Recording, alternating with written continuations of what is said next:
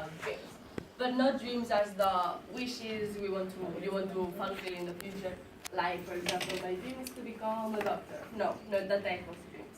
Instead, we're talking about dreams as what we experience while we are sleeping. Um, Dreams have always been a mystery, but first of all, have you ever wondered why do we dream? Well, there are several theories explaining the reason, the causes of dreams, and we're going to talk about some of them. Well, the first theory, it says that dreaming is a way to consolidate what we have learned. This means that dreaming helps us to retain in our memory the things and the learnings of our everyday life. So this theory says that dreaming is the previous step into fixing the things in our memory, and it's the change from short-term memory into long-term memory. There's another theory that says that dreams are a simulation of dangerous situations, and it says that while we dream, the objective of dreaming is the simulating a dangerous situation, because if one day in your real life are in front of this type of situations, you will be more prepared. You will have some experience, more or less, in theory. Then another theory is called oniric Darwinism, and it sees dreams as a selection of ideas. This theory says that when we are sleeping, thousands and thousands of thoughts are going through our mind, and when we dream, we select the best thoughts out of all of that. So then, that's why it is compared to Darwin natural selection, because when we dream, we reject all the bad ideas and we choose the good ones. So when we wake up, we don't even remember about the bad ones, and we only have in our minds the potential ones and the good ideas that can work. And also there's the theory that basically says that dreams don't have any meaning, and that's all. Well, there's a scientific explanation that says that dreams are accidental side effects of the brain connections, and well, dreams are a way to interpret them, but as they are accidental, they don't have any meaning. So that's why dreams are sometimes very strange or weird. But, well, this is not very important. The important thing is that dreams don't have any meaning by this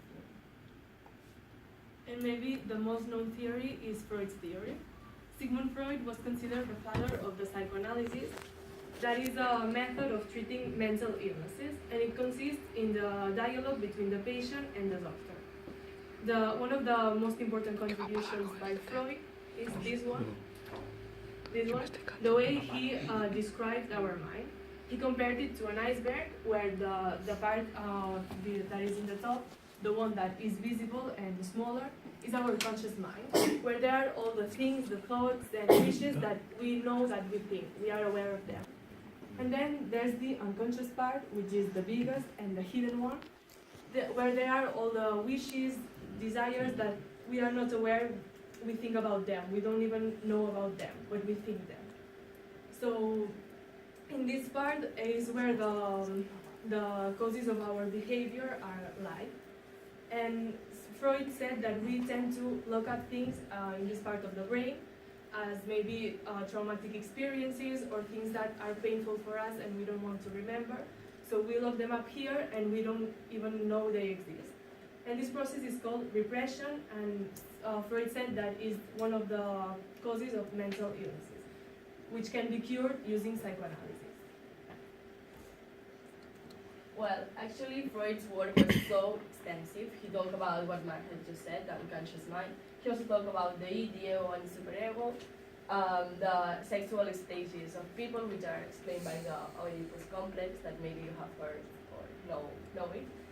And, well, he also talked about dream analysis, that is what we are interested in right now. And he said that dreams are the royal road to the unconscious. But why did he say that?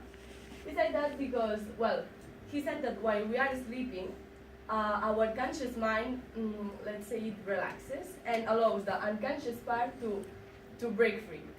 And so that's why he said it's a royal road, because dreams are like the best one of the best ways to analyze the unconscious part. But well, you know that dreams are sometimes strange, and that makes dream analysis very difficult. And Freud dedicated most of his life trying to understand dreams. And well, soon well, he found out that dream symbols are not universal, and he put an example. For example, for a person dream about a house, it can mean their worries about security, or also can mean the worries about one's appearance. So completely different, or even can mean other things for different people. So well, that's a way to say that dream symbols are not universal. And well, a curious fact is that at first Freud considered the possibility of existing universal symbols in dreams, and most of them were sexual, including guns, swords, or even fishes representing the penis, the sexual part of a man. And he explained that one day a girl dreamed about the fish, and she thought, oh, this must be a penis, oh my god.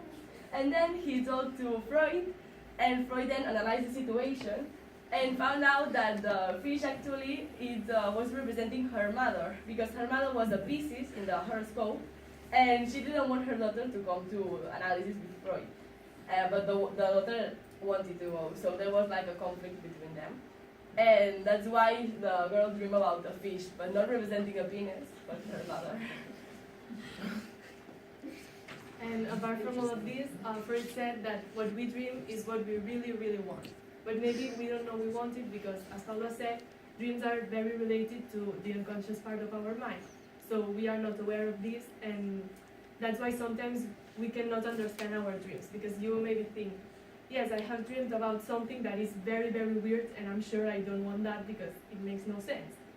This is because although our unconscious mind breaks free and can do whatever it wants while we are dreaming, our conscious mind takes a part in it and codifies those dreams.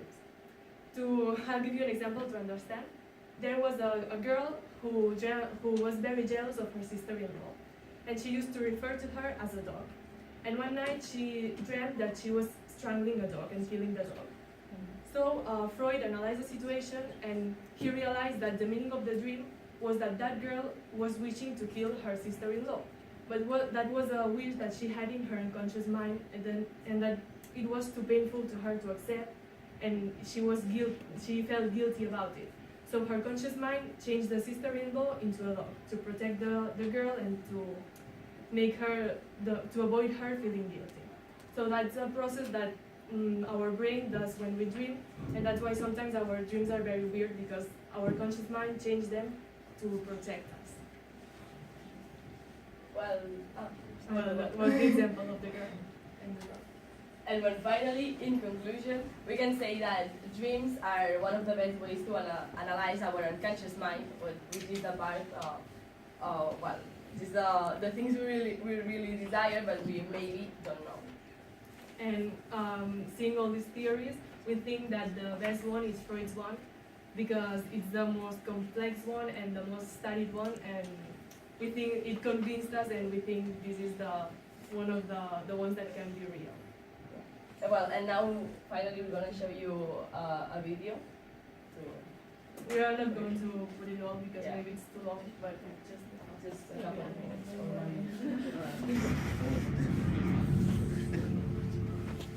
You're welcome. Strange facts about dreams.